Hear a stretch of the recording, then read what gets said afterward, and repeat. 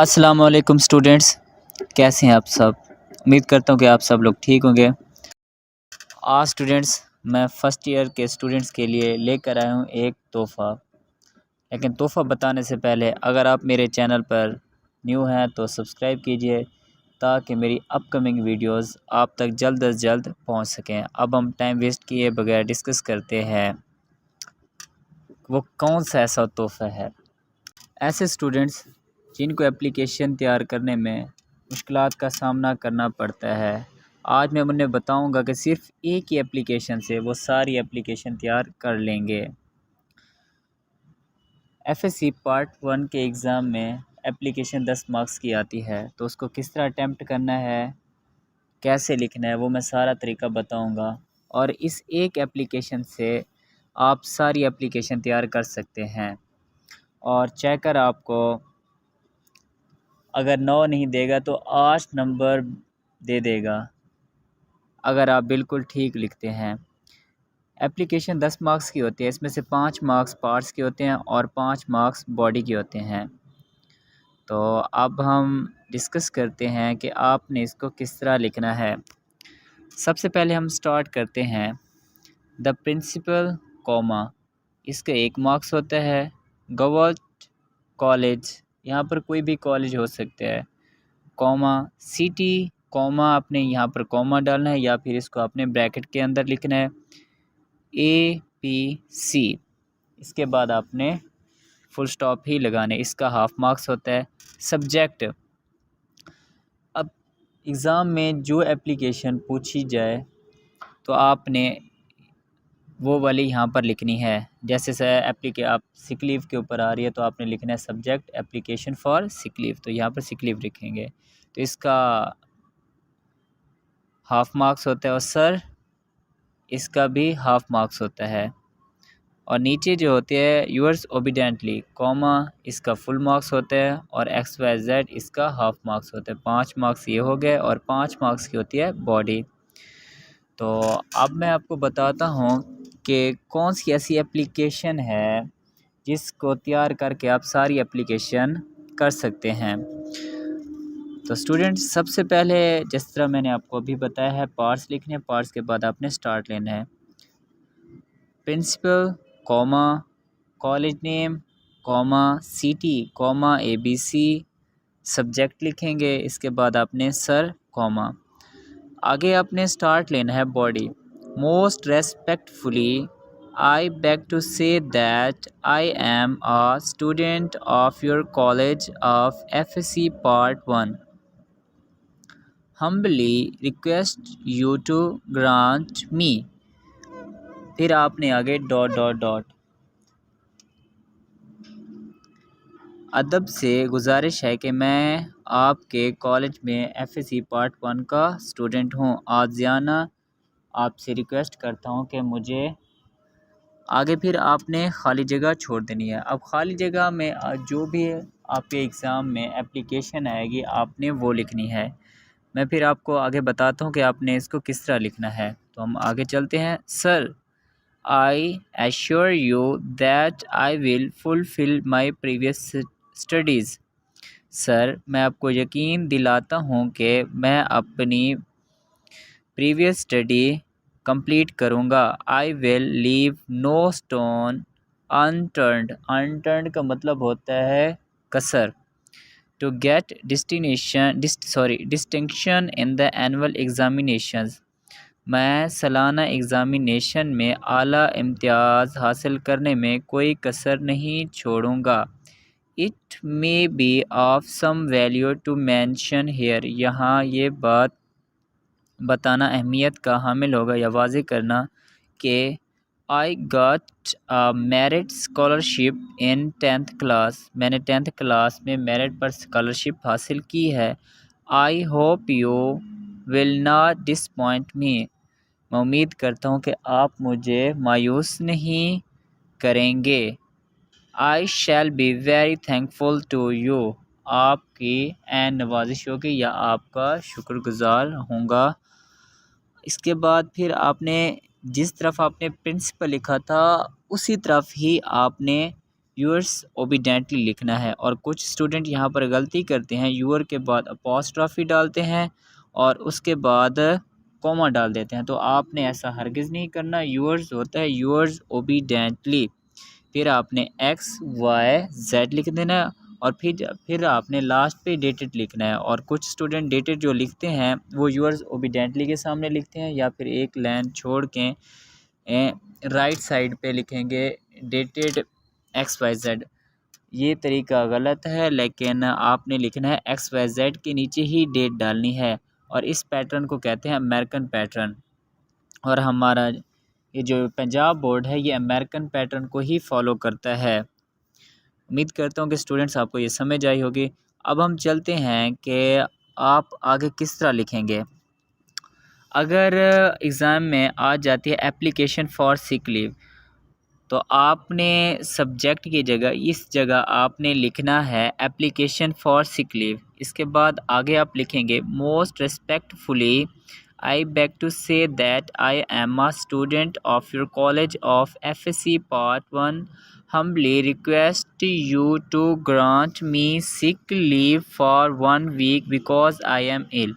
उसके बाद फिर आपने लिखना है sir I assure you that I will fulfil my previous studies, यानी कि जैसे मैं आपको पहले बता चुका, आपने भी ये पूरी दोबारा से लिख देनी है। अगर एप्लीकेशन आ जाती है application for urgent piece of work, ये भी उसी तरह है।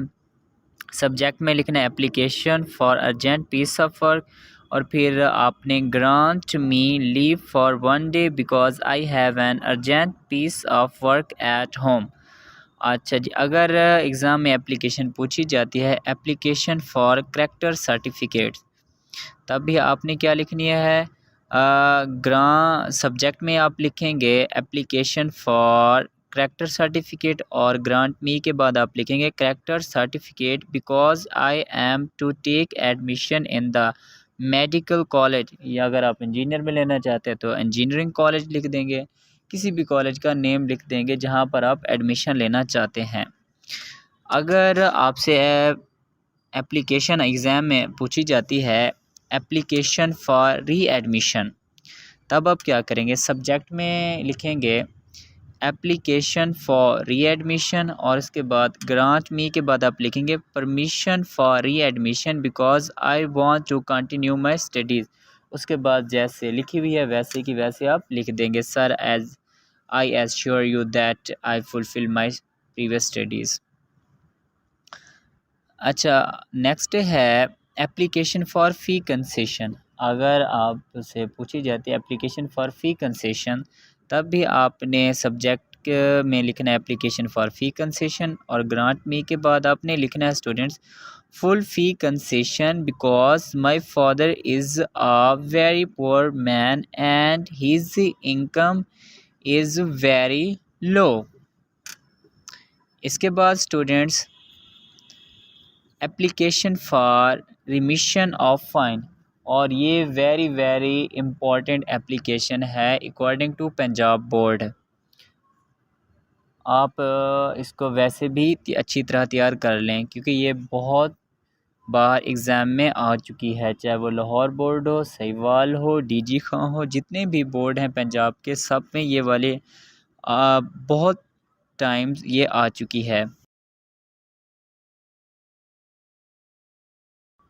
तो आपने सब्जेक्ट में लिखना है application for remission of fine और उसके बाद आपने नीचे लिखना है ग्रांट मी के बाद remission of fine because my father is a very poor man and his income is very low. तो नेक्स्ट एप्लीकेशन है एप्लीकेशन फॉर स्कॉलरशिप्स। अगर स्कॉलरशिप की एप्लीकेशन आती है तो आपने सब्जेक्ट में लिखना है एप्लीकेशन फॉर स्कॉलरशिप, उसके बाद ग्रांट मी के बाद आप लिखें grant me scholarship because my father is a very poor man and his income is very low.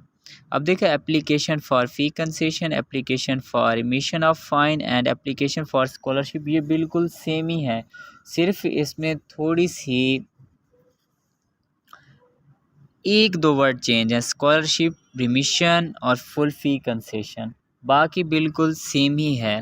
तो आप इस तरह लिख सकते हैं। इसके बाद नेक्स्ट है application for change of subject, आपने इसको किस तरह लिखना है, सब्जेक्ट में लिखेंगे application for change of subject, और इसके बाद ग्रांट मी के बाद आप लिखेंगे grant me permission to change my subjects because I could develop no interest in this subject. Next एप्लीकेशन है application for college leaving certificates, अब इसमें को भी सब्जेक्ट में लिखेंगे application for college leaving certificate, उसके बाद नेक्स्ट जो grant me college leaving certificate because my family has shifted to Multan. Next है application for attending the wedding ceremony of my brother या फिर सिस्टर या फिर दोस्त, यानी कि किस चीज़ की भी सेरेमनी आ जाती है तो आपने वो लिख देनी है। सब्जेक्ट के आप ये नेम लिखेंगे, इसके बाद grant me leave for 1 week for attending the wedding ceremony of my brother sister, उसके बाद फिर आगे जो भी है वो लिख देना है। नेक्स्ट है एप्लीकेशन फॉर अपोलोजाइज मिसबिहेविंग, तो सब्जेक्ट में आप ये लिखेंगे एप्लीकेशन फॉर अपोलोजाइज मिसबिहेविंग या अपोलोजाइजिंग मिसबिहेवियर, और ग्रांट मी के बाद आप लिखेंगे pardon for my misbehaviour with one of my teacher. अब ये जितनी भी एप्लीकेशन मैंने 11 की 11 बताई हैं, आपने जो उनका नेम होगा आपने इस सब्जेक्ट यहाँ पर लिखना है इस जगह, और इसके बाद नीचे जो 1-2 लाइन दी गई हैं आपने उसको most respectfully I beg to say that I am a student of your college of FSC part 1 humbly request you to grant me, अगर सिक लीव वाली है तो यहाँ पर लिखेंगे sick leave for 1 week because I am ill, उसके बाद फिर आपने नीचे वाला लिख देना sir I assure you that I will fulfil my previous studies, I will leave no stone unturned to get distinction in the annual examination. It may be of some value to mention here that I got a merit scholarship in 10th class. I hope you will not disappoint me. I shall be very thankful to you. Yours obediently. इसके बाद आप comma डालेंगे XYZ dated, ये आपने लिख देनी है। तो thank you so much students, उम्मीद करता हूँ कि आपको ये समझ आया होगा।